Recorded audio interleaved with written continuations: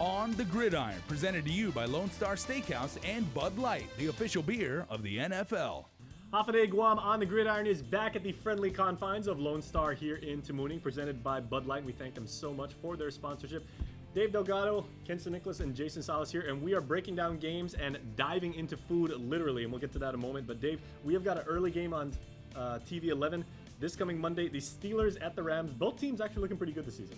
Well, after the game between the Steelers and the 49ers, I'm going to have to go with the Steelers. Ben Roethlisberger really getting in sync with the receivers, looked really good passing the ball. Defensively, they were able to shut down the run. So Steelers have to pull this one off on the road against the Rams. All right, that is the expert analysis. Ken, what do our registered members say online? Those of you playing Pigskin Pick'ems on our website, 78% believe the Steelers are going to come away with a victory.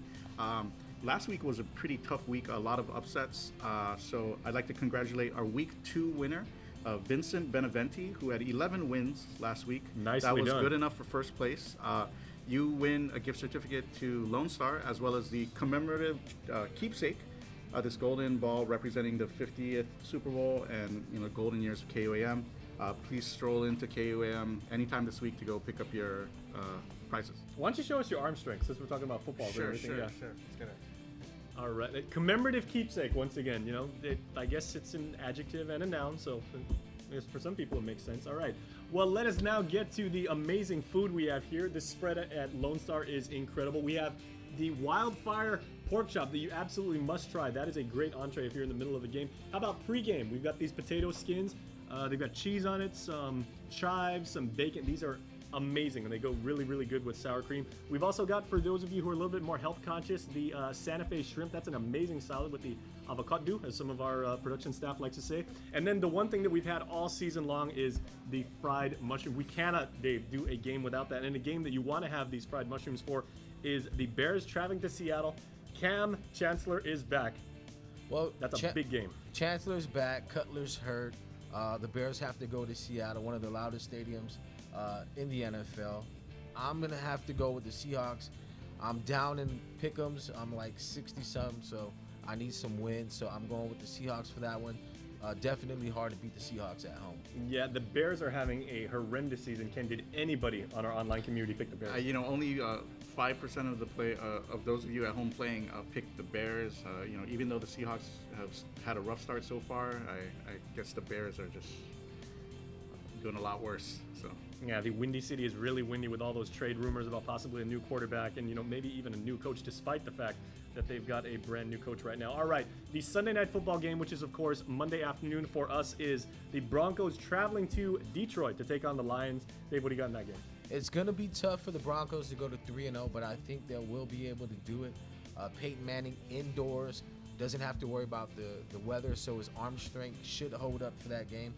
The Lions really going to be tough at home, but I do think the Broncos have enough firepower offensively to hold it down and go to 3-0 this season. Yeah, Ken, the Lions may or may not be without Matthew Stafford at quarterback. Did anybody support the Lions? 12% of those of you playing at home did pick the Lions, but I think this is the one, if you're looking to gain some ground on the rest of the competition in the Picks and Pick'ems game, this is the game where you probably want to pick the Lions. The Broncos, they did win last week, but it was kind of a crazy win, so anything can happen in that game, and I think it'd be a good time to pick the underdog there. Yeah, if you didn't know, there are a surprising number of fans that are of the Detroit Lions here on Guam.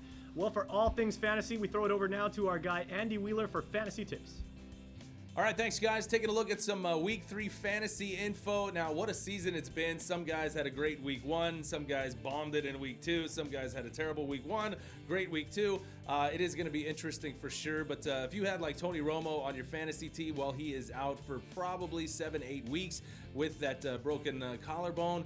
So if you're looking for a QB, might I recommend maybe a little Nick Foles if he is available in your league. That Pittsburgh secondary that he's going to be going up against this week not really looking so good. It's not the Pittsburgh defense of old, so maybe pick him up. Looking to be a good sleeper pick. Also, you might want to think of starting Alfred Morris for the Washington Redskins. Their run game has actually been really, really good this year, and they're going up against the Giants. Now, it's in New Jersey, but that offensive line of the Redskins and Alfred Morris, the way he's been running, sure to get you a few pretty good fantasy points. Also, you're going to look at A.J. Green going up against that Baltimore defense. Again, their defense not really looking that good. They're just having trouble getting pressure on the QB with Terrell Suggs being out. So A.J. Green, Andy Dalton playing really well this year. Look for them to have a big game. And of course, you want some surefire fantasy points. You cannot go wrong with Tom Brady. They are at home in Foxborough this week, going up against Jacksonville. So Brady has already had a huge fantasy year this year, and look for him to add to that this week, as he's probably going to go for 4, maybe 5 touchdowns. I mean, last week he threw for 466 yards. That is a lot of fantasy points. Also, if you're in a IDP league, look at J.J. Watt going up against the Tampa Bay Bucks, and I think he is going to get to Jameis Winston a few times, maybe 2-3 sacks in this game, so that'll rack you up some IDP points. And that is a look at some fantasy stuff right here on the Gridiron. Enjoy the games. On the Gridiron, presented to you by Lone Star Steakhouse and Bud Light, the official beer of the NFL.